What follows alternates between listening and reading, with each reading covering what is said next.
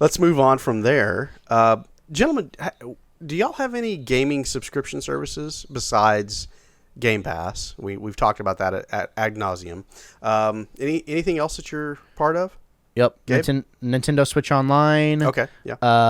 Also PlayStation Plus. Right. I've been there. And also Netflix.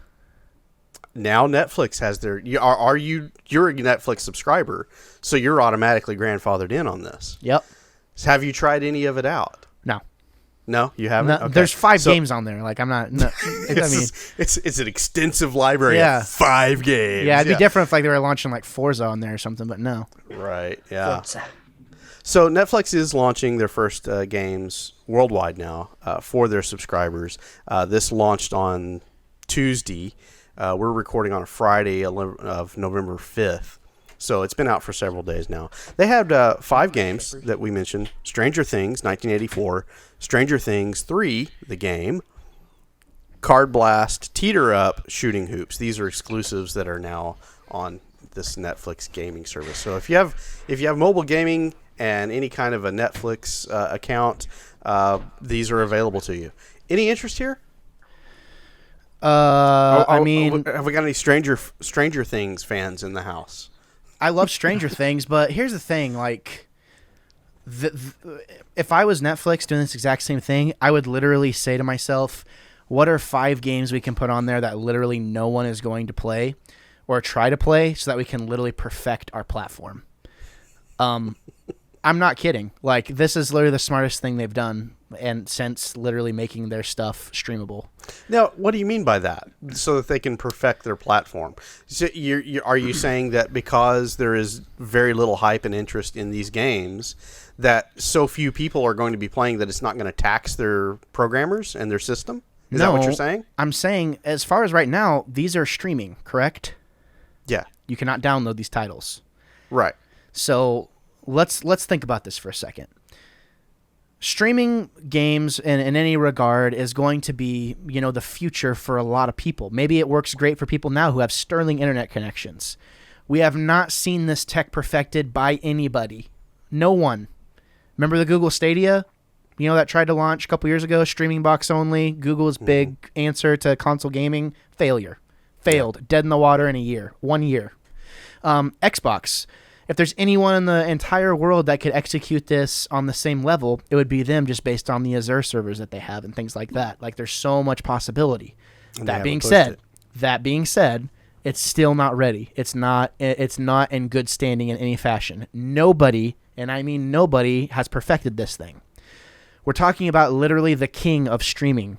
We take for granted sometimes who revolutionized the streaming service. It was Netflix. So if it would make sense to put something on a platform that's already well established, that already has a lot of traction, a lot of things going for it, to put a few test games. Maybe some of those are fun. I'm not saying they're garbage. Obviously, Stranger Things 3 received some decent critical acclaim, I think. I think it got 7s and 8s or something like that. It was just an indie game. But yeah, I mean, perfecting the platforms on games that are not taxing to the service and figuring out ways to make these games as available and as accessible no matter what your internet connection speed may be. Yeah, like, Netflix is doing something smart here, in my opinion, like trying to do this.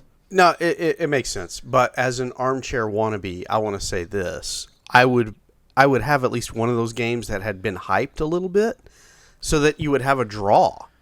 Because other than the fact that Stranger Things is in the title, I'm not really... None of this is clocking any interest for me to go back to Netflix and just try them out. Yeah, at the same time, though, I get what you're saying. It's Netflix. Like, it is everybody has it. It is the household name. Like, yeah.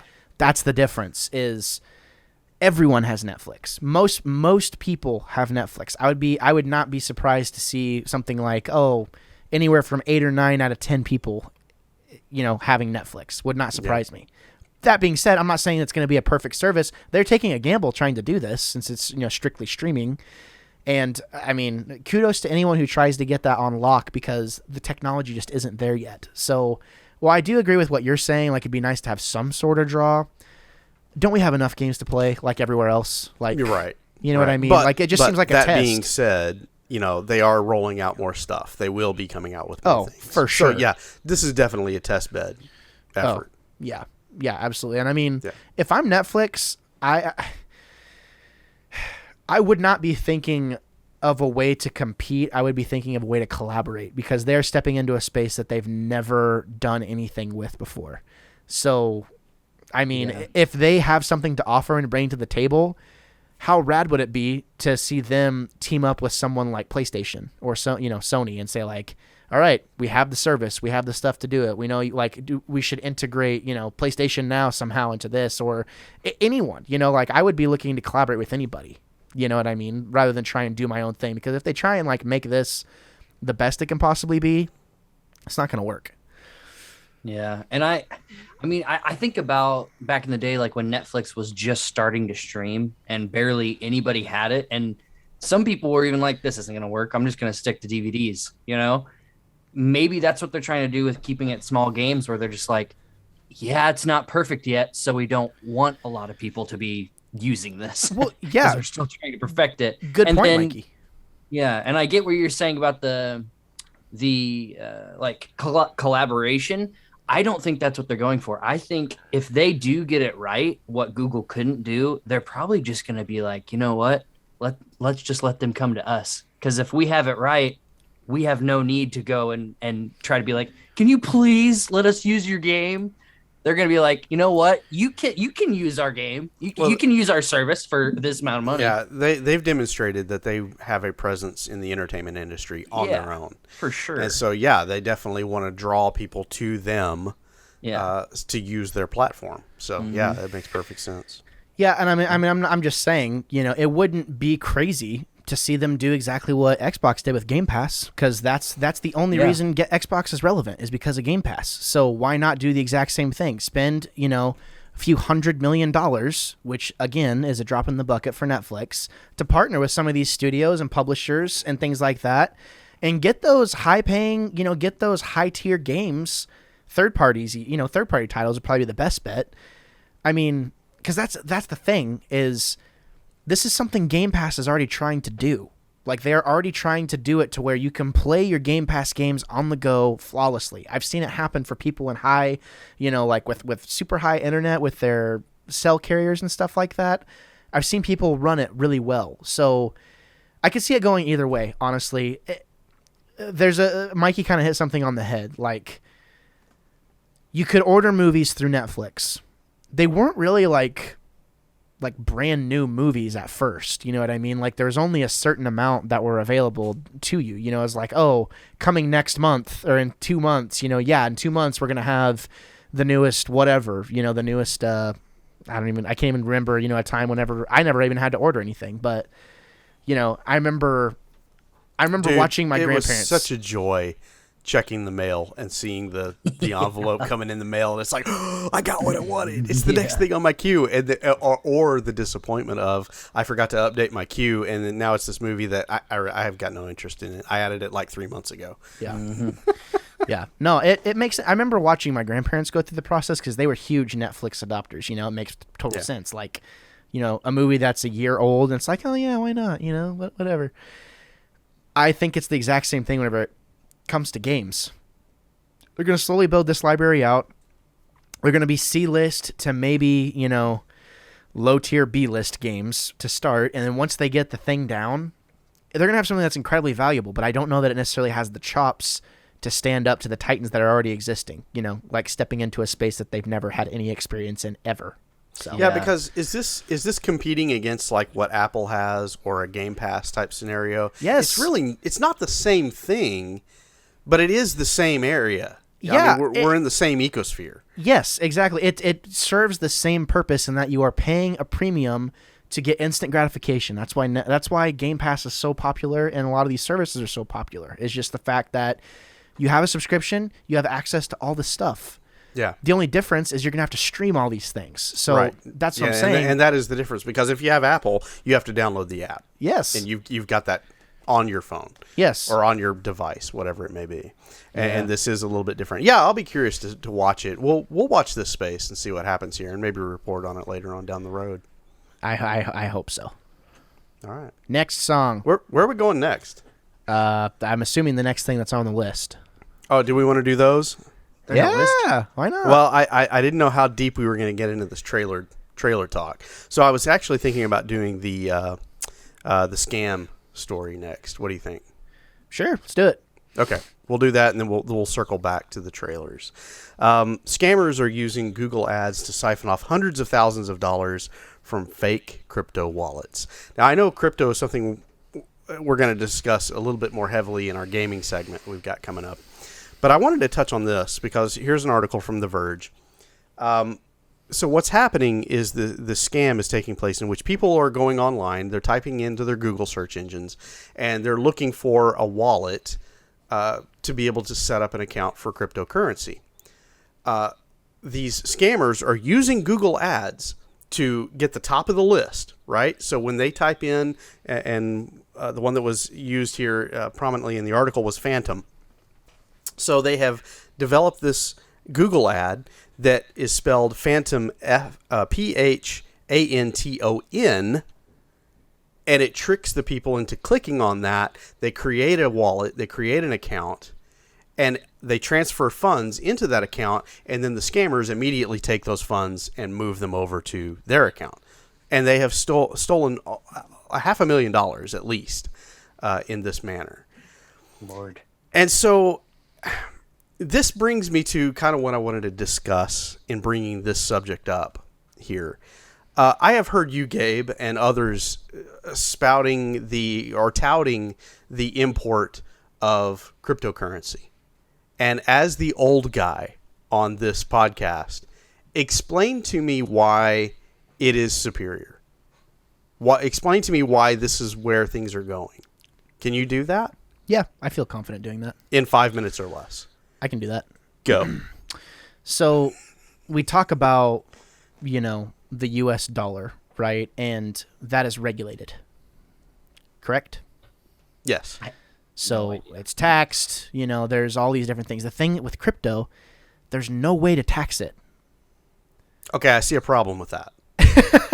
Yeah. Okay, but continue. Continue. I mean, well, yeah, that's the thing is, decentralized, right? And my first thing to this is people, you're getting involved in crypto, do your research, because this is, in the crypto world, it's gone. You make a mistake, it's gone. So if you don't have it to lose, don't get in it. If you're afraid to lose money, do not get into crypto, because there's a good chance you will. Here's the thing. Why is it superior? Because if I put my hard-earned cash in a bank, the federal government is saying if you lose that money because the bank folds or it gets stolen directly out of it or something like that, the federal government's going to back me up to I haven't checked the FDIC listing lately, but the last time I remember looking, it was up to $125,000.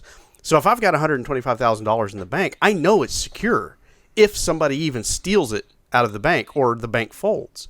Right. So why is crypto better? So if you're already telling me I lose it if it goes away. So yeah, and here's the thing too is I think there's lots of security, involved with a lot of crypto wallets and things like that. But the biggest thing is crypto, I would think of it more as an investment rather than a currency. It is the future. Like that's just how it's going. Like as things continue to progress, that's where it's going to go. The US dollar, I don't want to say it's going to become obsolete, but I mean, think of it in terms of actually like using real cash now. Think of credit cards and things like that. That is where it's going.